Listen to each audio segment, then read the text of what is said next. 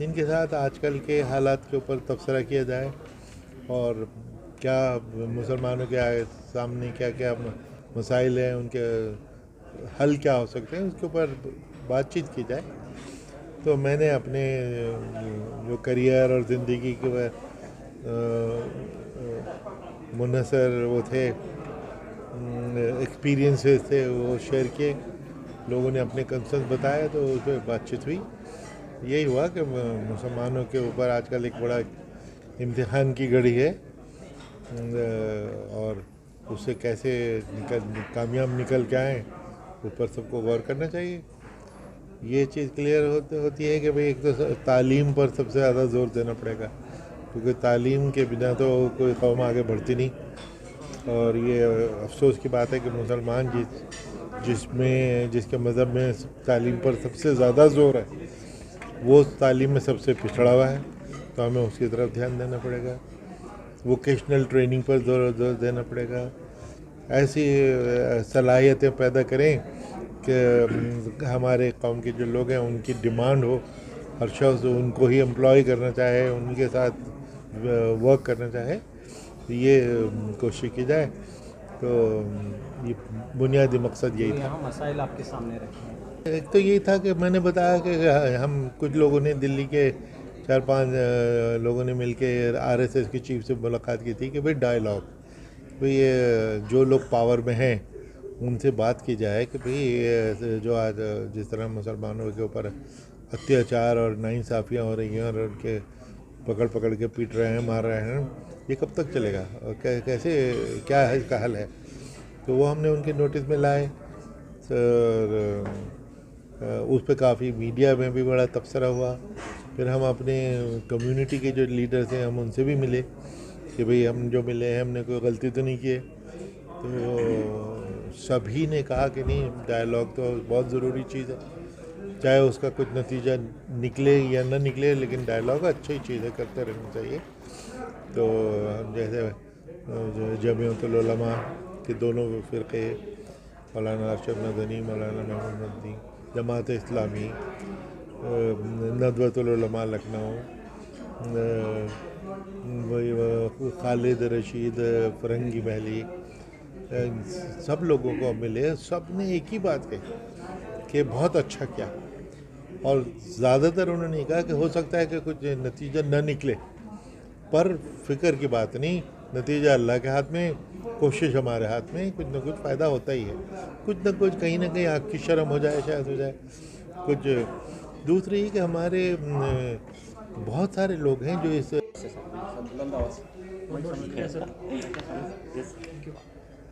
जैसे ये एक बहुत छोटा सा इनिशिएटिव है।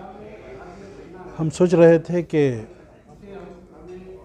वोटिंग जो है मुसलमानों की इतनी मेजॉरिटी होने के बावजूद, वी आर माइनर, मेजॉरिटी रहने के बावजूद भी हम माइनर हैं।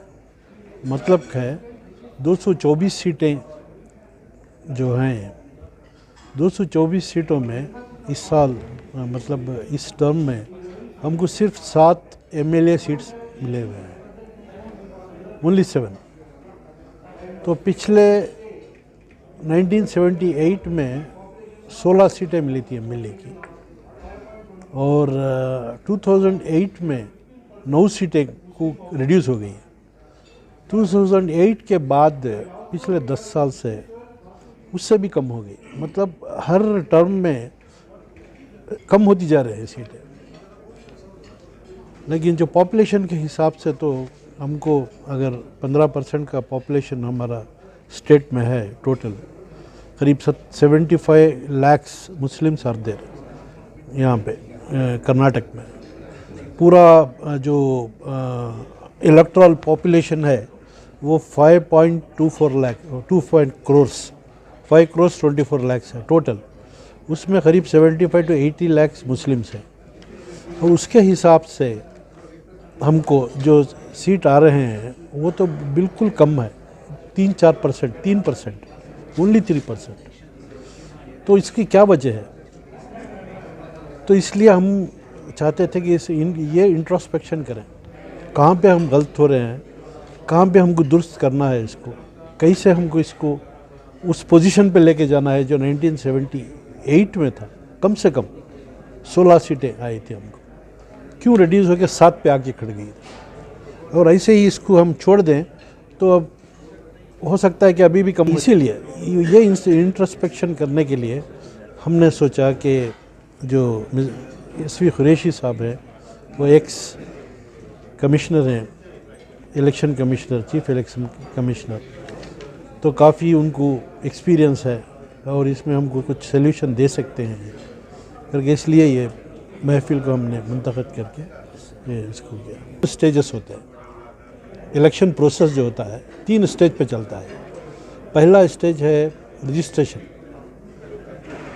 जो रजिस्ट्रेशन जो होता है, जो बूथ लेवल पे, इस लेवल पे जाके लोग कराते हैं, आगे गवर्नमेंट से ही खुद आके रजिस्टर करते हैं, वो रजिस्ट्रेशन प्रोसेस होता है। वो रजिस्टर जो प्रोसेस था पिछले 2018 में जितना परसेंटेज जो इलेक्ट्रल रजिस्टर कराए हैं, दैट वाज 83%। मिलत की रहनुमाई के लिए और मिलत में अवेयरनेस, बेदारी पैदा करने के लिए, बेदारी आम करने के लिए काम करते हैं। और हमारे चेयरमैन जो हैं जनाब इकबाल अहमद सिद्दीकी, इनका ये ख्याल था कि चूँकि इलेक्शन कर्नाटक में असेंबली के अब होने वाले हैं, इस लिहाज से क्यों ना हम जो मुसलमानों के जो NGOs हैं, जो अलग अलग उनके मिली इदारे हैं, तंजीमें हैं, उनको एक जगह एक प्लेटफार्म पर लाया जाए। और इस प्लेटफार्म से चूँकि हमने मदऊ किया था साबिक़ चीफ़ इलेक्शन कमिश्नर जनाब SV कुरैशी साहब को, उनके ज़रिए पैगाम दिया जाए उनके तजुर्बात की रोशनी में कि अगर हमको हुकूमत साजी में और हुकूमत के फ़ैसलों में हमारा अगर हिस्सा होना है तो हमारे वोट का परसेंटेज बढ़ाना है। हमारा वोट जो बिखरने के बजाय मुत्तहद होना चाहिए, इस जानिब पर तवज्जो मबज़ूल करवाने की कोशिश की गई। और यहाँ तकरीबन बहुत से लोगों ने इस मुबाहिसे में हिस्सा लिया और नतीजा ये हमने महसूस किया है कि जो बेदारी लोगों में होनी चाहिए थी वो है, मगर ज़्यादा और वसी पैमाने पर इसको आम करना है। ये भी ख्याल किया गया कि मसाजिद में जो जुमा के खुतबे होते हैं उसका भी इस्तेमाल किया जाए और मुख्तलिफ़ इदारे जो हैं अपने अपने हलक़ों में ये बात को फैलाएं कि हर कोई जो है अब मुस्लिम माशरे में वोट की अहमियत को जाने और आने वाले इंतखाबात में वोट का भरपूर इस्तेमाल करे और वोट को बेकार ज़ाय करने की बजाय ऐसे उम्मीदवारों को दिया जाए कि जिससे हमारे मफाद का तहफ़्फ़ुज़ हो सके। ये बात बहुत तवज्जो की रही है। Thank you very much. Thanks for giving a very important suggestions for the community, Qureshi Sahab. This is about the community. And the community is in serious trouble across India. And let us not waste this time talking upon elections and VVPATs and EVMs and that. Although it's a serious issue, but then we are not here for electoral reforms, we are here for the community. People are being lynched, killed, and really being damaged, and houses are being bulldozed.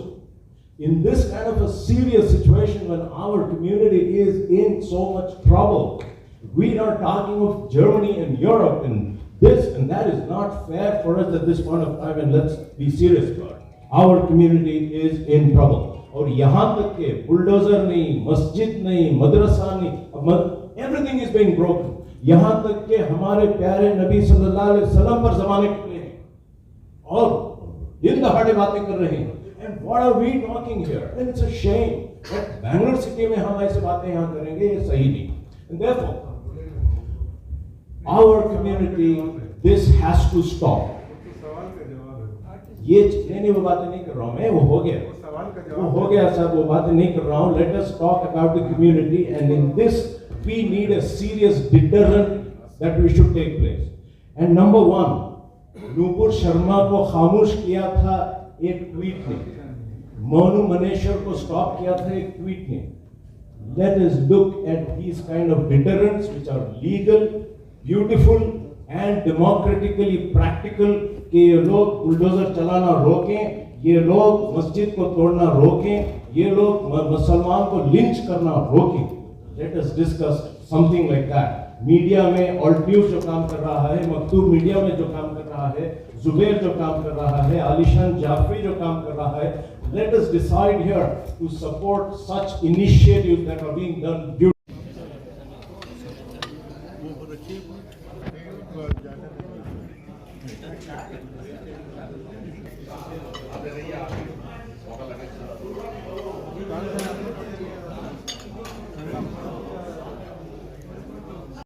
कानून में इतना emphatically use